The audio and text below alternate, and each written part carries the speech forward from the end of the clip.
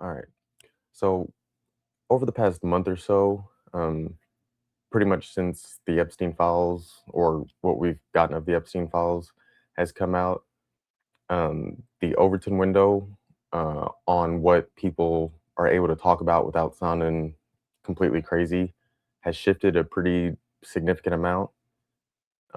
So that being said, today I wanted to talk about weather control, weather modification, geoengineering, whatever you want to call it.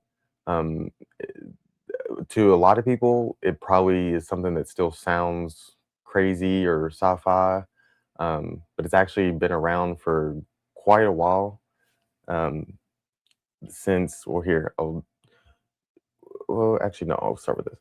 So a few years ago, there was a documentary that came out um, called "The Dimming," and I haven't actually watched it, but I've seen the guy who produced, directed, did all the research for it, or did most of the research for it. I've seen him on podcasts talking about it, and there's another documentary that's supposed to come out, I think the 28th, um, by from this lady Ariana Victor, um, called "Just Look Up." And on Jimmy Dore's live stream today, she was on there, kind of promoting it, talking about it, whatever. But she went over a lot of stuff that I thought was pretty fascinating, and I figured a lot of other people wouldn't really see. So I thought I would show this part, and then I'll stop kind of throughout and give some thoughts, and kind of at the end give some thoughts. But the primary focus of this video is mostly just what she had to say. Um, so I'll go ahead and start with that. Tell me, who is poisoning the sky and what for, and why doesn't anybody do anything about it? Well, I'm going to start here, Jimmy. So, I think that we need to understand that there is so much intentional misinformation and natural confusion when it comes to the topic of geoengineering. And I believe that that is half of the battle here, is simply trying to decipher through the decades of noise, mistruth, and scientific suppression that has occurred over really the last 30 decades of those who have been trying to point to the sky, tell citizens, we got to look up, wake up, and take action. There's something clearly happening here. And, you know, there's many layers. It's such a complex topic. You have the traditional cloud seeding companies, you have weather modification companies, you have governments, there's private sectors, there's public sectors. And I think that's the importance of raising awareness on a topic like this now, is because we need to really come together and have a clear understanding of who and what is doing this for what purpose, because otherwise it's going to stay convoluted and continue to happen above our heads with no real action occurring. And so, do we know who's doing this?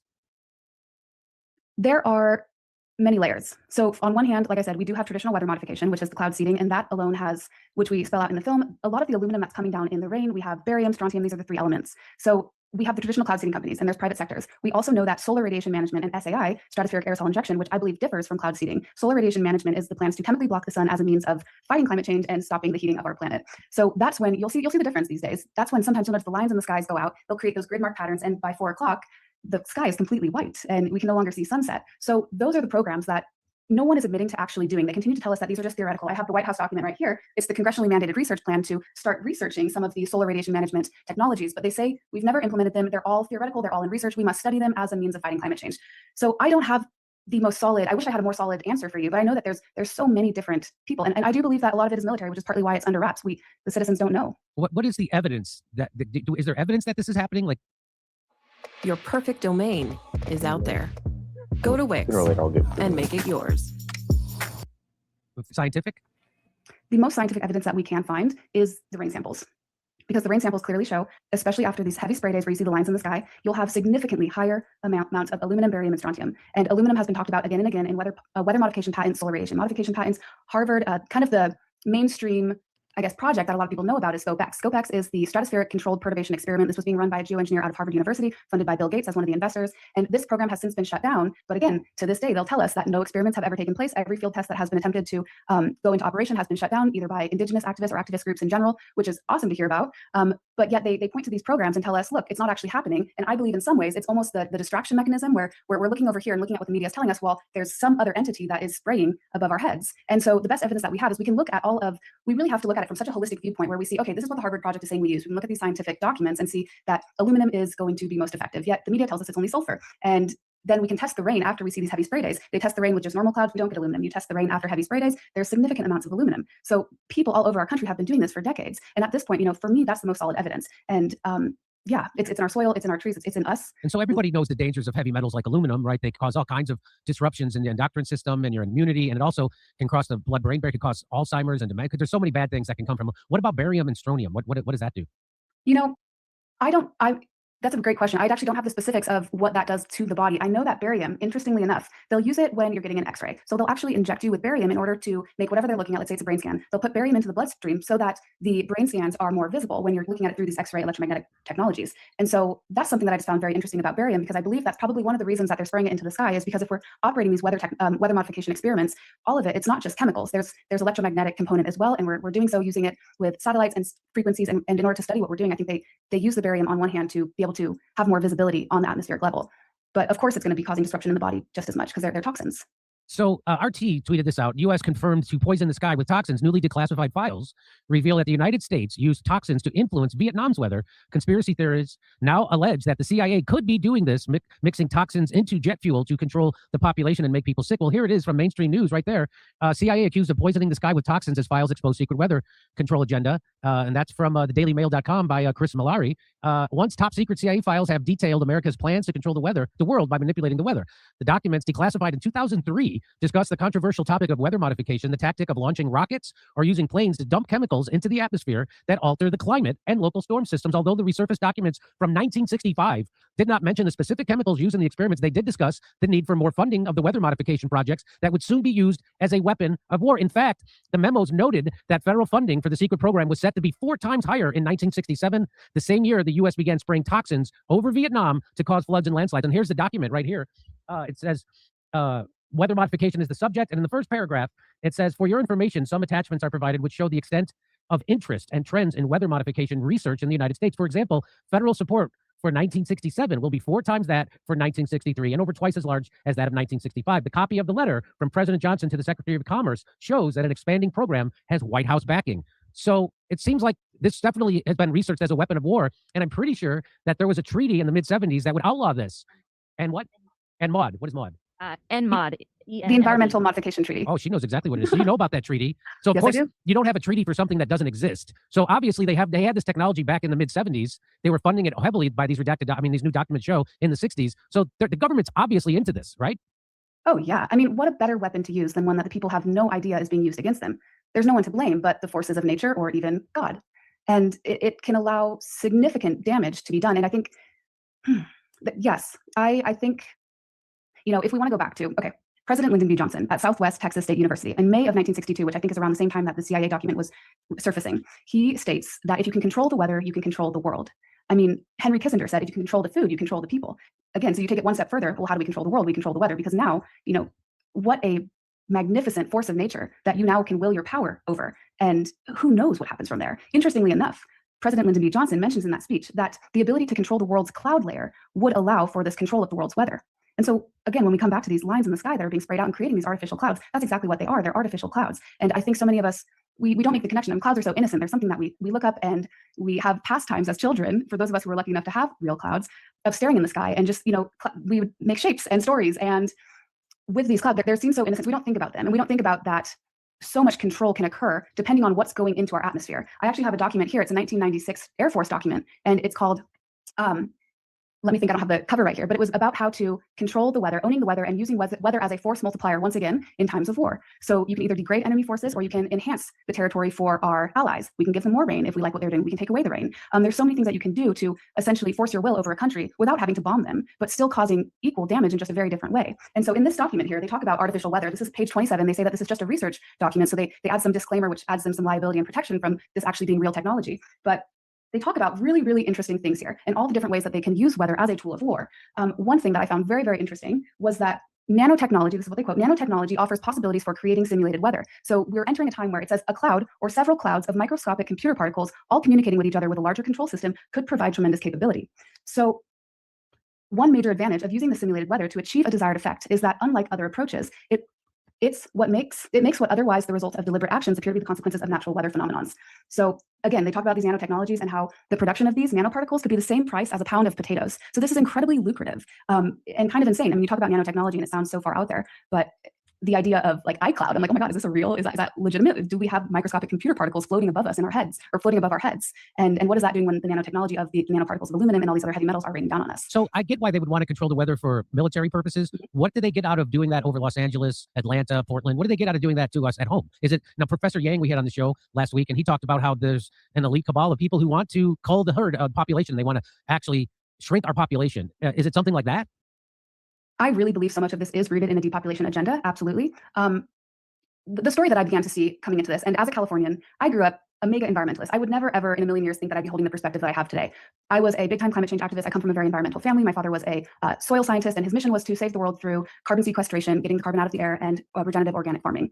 So again, this is my background in the world I come from, and I was very passionate about this, saving the world. And I thought, fighting climate change is how we're going to do this. And so I went as far, and so many of my peers and friends that I know in California, I had the belief that I was not supposed to have children or bring children onto this planet because of climate change. We're facing overpopulation, alleged overpopulation, I will say, and a world that is destroying itself, and humans are destroying the world. So the climate change story goes. So you now can see that the climate change story is incredibly anti-human. And so if we believe that CO2, human-produced emissions, is the only thing that's causing the extreme catastrophic weather events that we're now witnessing, the extreme heating, all the things that geoengineering is likely one of the major root factors that is causing this environmental destruction, if we now can just blame, they have us so entranced with the CO2 narrative and believing that we are the cause of this destruction that we're seeing on Earth. And so, yes, I do believe that that's anti-human and ultimately a depopulation agenda. I will take it one step further because you asked, why would this be happening over Los Angeles? Why would they be spraying Los Angeles? It's not like they're trying to dry out the crops and disrupt agriculture. Why would they be doing this to a large city? And I have this book right here.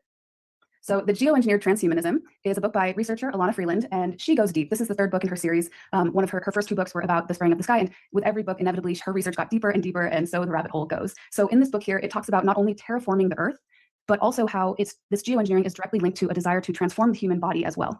And so think about it, like this sounds so far out there, and then you really get the full scope of what's happening, and it starts to make more sense. So bioengineering and biotechnology has kind of touched all frontiers at this point. So we've done it with our seeds, with the GMO crops. We've done it with animals. We have pigs and salmon that are genetically modified to grow faster for food production. We are now doing it with trees that can suck up more carbon dioxide. So the next frontier would be the human body.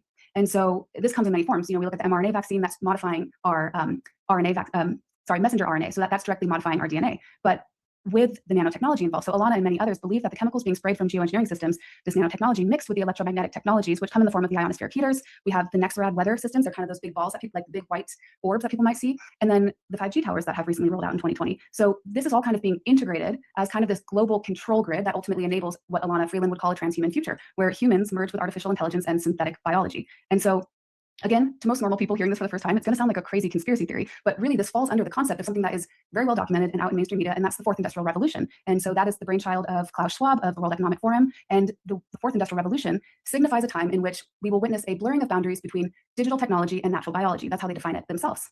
And so geoengineering, what is geoengineering? It's not exactly that. We can't tell if our weather is being created by technology and modified or entirely natural. And so again, you have all these systems playing at once. There's so many layers. Some people do believe that the modification of the human being is next. And so connecting the human to this grid, specifically the 6G grid that rolls out, it's the connectivity that's necessary. So when you have aluminum in the body, aluminum is highly conductive. It makes us more conductive. There was some studies that came out with, have you heard of the podcast recently, the telepathy tapes? Yes. Okay, so this was really fascinating for me as someone who had been researching aluminum and geoengineering. Such cool stuff, by the way, that these investigators and this documentary filmmaker got into. But the concept was that the nonverbal autistic children, there was something that the mothers were starting to witness and experience, and that these children were having telepathic abilities where, even though they were nonverbal, they had the ability to connect with other nonverbal telepathic children and communicate from some place that they actually referred to as the hill, that they would go to telepathically. And there was all these things that you just couldn't make up. They knew the names of Johnny from Minnesota and his mom, and Again, I'll get premium sooner or later. Bobby from California could have never known that. And so the mother started connecting and all these stories started getting shared. And that's really what created this body of research that is so fascinating. But I took it back and started thinking about, okay, this is so cool and beautiful. And what a beautiful reframe of the gift of autism. But what we also know about autism is that autism has proliferated in recent times. I think 1 in 22 children in California are now being diagnosed with autism. I think it's about 1 in 32 in our whole country.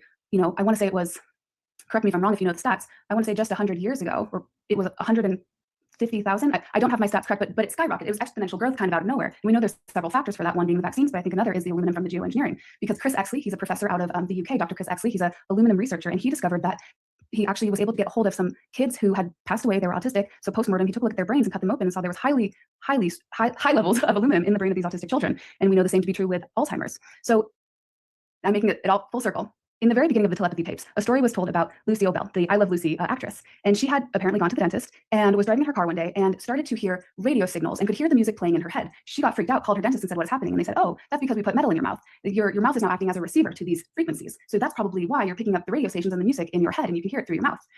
I heard that. I thought about the telepathy that was now occurring with these autistic kids who likely have high amounts of aluminum in the body.